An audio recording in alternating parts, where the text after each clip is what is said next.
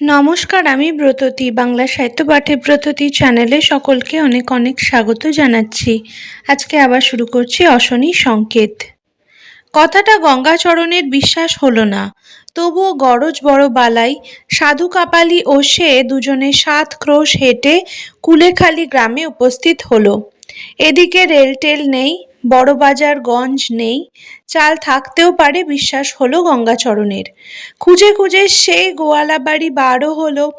ব্রাহ্মণ দেখে গৃহস্বামী ওকে যত্ন করে বসালো, তামাক সেজে নিয়ে এলো। গঙ্গাচরণ বললে, জায়গাটা তোমাদের বেশ। আসল কথা কিছু বলতে সাহস করছে না, বুক ঢিপ ঢিপ করছে। কি বলে বসে কি জানি, চাল না পেলে উপোস শুরু হবে সব শুদ্ধ। গৃহস্বামী বললে, আগে হ্যাঁ, তবে ম্যালেরিয়া খুব। সে সর্বত্র। আপনাদের ওখানেও আছে? নতুন গায়ে বাড়ি আপনার, সে তো নদীর ধারে। তা আছে বটে, তবু ম্যালেরিয়াও আছে। এদিকে যাচ্ছিলেন কোথায়? তোমার এখানেই আসা। আমার এখানেই? সে আমার ভাগ্যি। ব্রাহ্মণের পায়ের ধুলো পড়ল। তা কি মনে করে? ভয়ে বলবো না নির্ভয়ে বলবো? সে কি কথা বাবা ঠাকুর, আমাদের কাছে ও কথা বলতে নেই। বলুন কি জন্যে আসা? তোমার বাড়ি চাল আছে সন্ধান পেয়ে এসেছি, দিতেই হবে কিছু, না খেয়ে মরছি একেবারে। গৃহস্বামী কিছুক্ষণ গুম হয়ে থেকে বললে, আপনাকে বলেছে কে? আমাদের গ্রামেই শুনেছি। বাবা ঠাকুর, চাল আমার আছে, মিথ্যে কথা বলবো না, আপনি দেবতা, কিন্তু সে চাল বিক্রি করবার নয়। কত আছে বলবে? 3 মণ লুকিয়ে রেখেছিলাম, যেদিন গভর্নমেন্টের লোক আসে কার ঘরে কত চাল আছে দেখতে, সেদিন মাটির মধ্যে পুঁতে রেখেছিলাম বলে চালগুলো একটু গুমো গন্ধ হয়ে গিয়েছে। ধান নেই, শুধু ওই চাল কটাই সম্বল। ও বিক্রি করলে আমরা কাচ্চা বাচ্চা নিয়ে ঘর করি। রাগ করবেন না, অভিসম্পাদ দেবেন না বাবা ঠাকুর।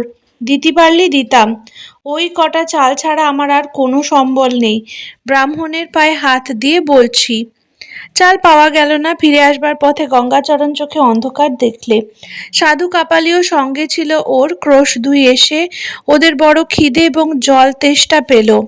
সাধু বললে, পণ্ডিত মশাই, আর তো হাঁটা যায় না। তাই তো দেখছি। কাছে কি গাঁ? চলুন যাই, বামুনডাঙ্গা শেরপুর সামনে, তারপর ঝিকরহাটি। বামুনডাঙ্গা শেরপুর গ্রামে ঢুকে ওরা একটা বড় 8 চালা ঘর দেখতে পেলে। সাধু কাপালি বললে, চলুন এখানে, ওরা একটু জল তো দেবে। গৃহস্বামী জাতিতে সদ্গোপ, ওদের যত্ন করে বসালে, গাছ থেকে ডাব পেড়ে খেতে দিলে, তারপর একটা বাটিতে খানিকটা আখের গুড় নিয়ে এলো, জল নিয়ে এলো।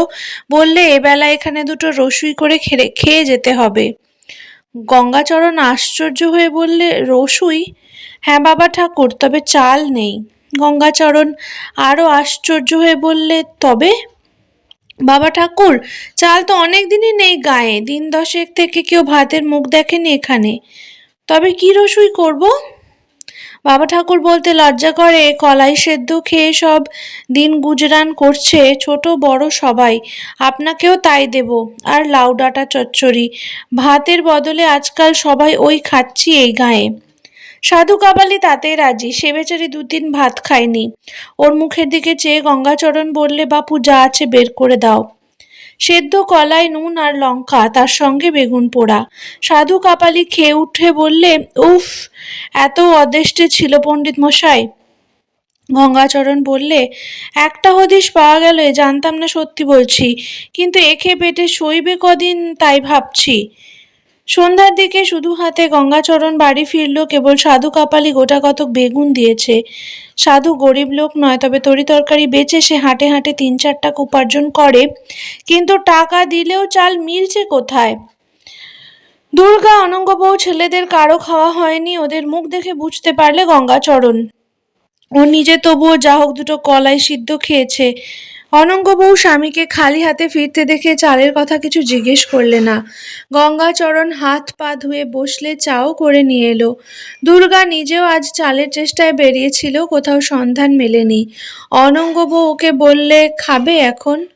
গঙ্গাচরণ কৌতূহলের সঙ্গে খাবার জায়গায় গিয়ে দেখলে থালার একপাশে শুধু তরকারি, ভাত নেই।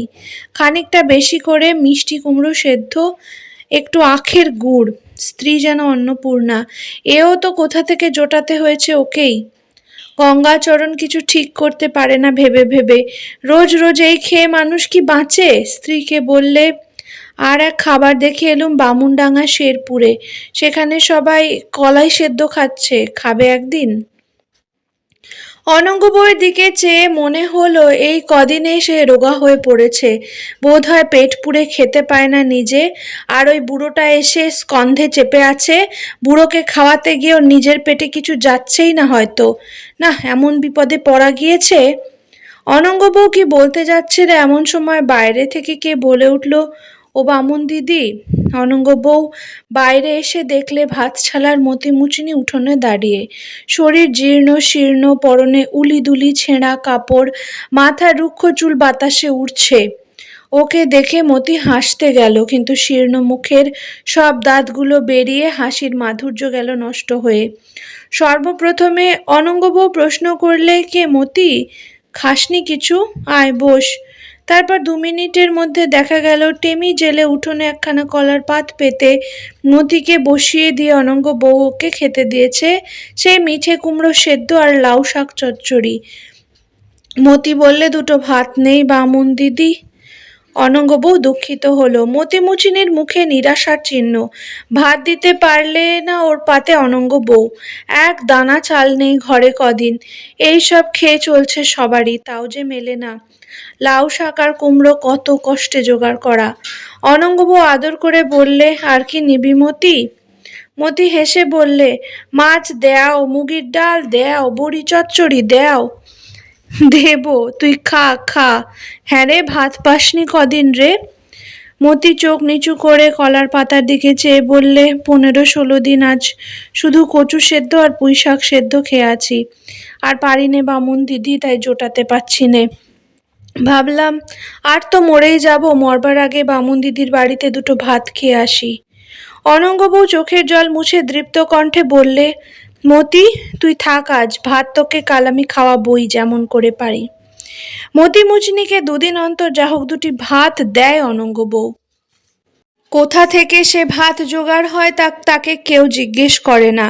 দুর্গা বুড়ো বাড়ি গিয়েছে কামদেবপুরে, কিন্তু গঙ্গাচরণের দৃঢ় বিশ্বাস ও ঠিক আবার এসে জুটবে। এ বাজারে এমন নির্ভাবনায় আহার জুটবে কোথার থেকে? সেদিন মতি দুপুরে এসে হাজির, ওর পরনে শতচ্ছিন্ন কাপড়, মাথায় তেল নেই। অনঙ্গ বউ ওকে বললে, মতি তেল দিচ্ছি, একটা ডুব দিয়ে আয় দেখি। পেট জ্বলছে বামুন দিদি, কাল ভাত জোটেনি, নে এলেই পেটে আগুন জ্বলে উঠবে। তুই যা, সে ভাবনা তোকে ভাবতে হবে না। মতিমুচিনি নির্বোধ মেয়ে নয়, সে চুপ করে থেকে বললে, না, তোমাদের এখানে আর খাবো না। কেন রে? তুমি পাবে কোথায় বামুন দিদি যে রোজ রোজ দেবে? সে ভাবনা তোর নয় আমার, তুই যা দেখি নে আয়। মতিমুচিনি স্নান সেরে এলো, একটা কলার পাতে 8 পোয়াটা কলাই সিদ্ধ ও কিসের চচ্চড়ি। অনঙ্গ বউ ধরা গলায় বললে, ওই খা মতি। মতি অবাক হয়ে একদৃষ্টে ওর দিকে চেয়ে বললে, তোমাদেরও এই শুরু হয়েছে? তা হয়েছে। চাল পেলে না? 50 টাকা মণ। দাম দিলে এখনই মেলে হয়তো, কিন্তু এ তোমরা খেও না বামুন দিদি। কেন রে? এ কি তোমাদের পেটে সহ্যি হয়? আমাদের তাই সহ্যি হয় না। তুই খা খা, এত বক্তিমে দিতে হবে না তোকে। বিকেলে মতি এসে বললে, বামুন দিদি, এক জায়গায় মেটে আলু আর পুরনো বুনো শোলা কচু হয়েছে জঙ্গলের মধ্যে, একটা শাবল টাবল দেও, কেউ এখনো টের পায়নি, তুলে আনি। অনঙ্গ বউ বললে, তুই একলা পারবি আলু তুলতে? কেন পারবো না, দাও একখানা শাবল। খাসনি, দুর্বল শরীর, ভিড়মি লেগে পড়ে যাবি, তুই আর আমি যাই। এই সময় কাপালিদের ছোট বউ এসে জুটল, বললে, কি পরামর্শ হচ্ছে তোমাদের গা? অতএব ছোট বউকে ওদের সঙ্গে নিতে হলো। গ্রামের উত্তরে মাঠের নিচেই সবাইপুরের বাওর। বাওরের ধারে খুব জঙ্গল, জঙ্গলের মধ্যে একটা শিমুল গাছ মাথা তুলে দাঁড়িয়ে আছে। সাঁড়া গাছে দুর্ভেদ্য ঝোপের মধ্যে হামাগুড়ি দিয়ে ঢুকতে হয়। ওরা এগিয়ে গিয়েছে অনেকখানি, কিন্তু অনঙ্গ বউ আর কাপড় ছাড়াতে পারে না। কি বিশ্রী কাটা!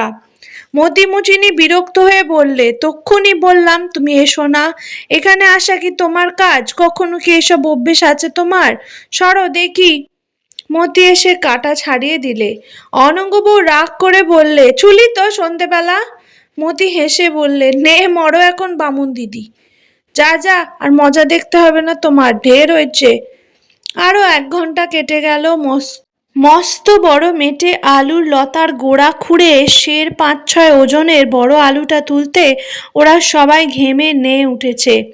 মতিমুচিনি মাটি মেখে ভূত হয়েছে। কাপালি বউ লতার জঙ্গল টেনে ছিঁড়তে ছিঁড়তে হাত লাল করে ফেলেছে।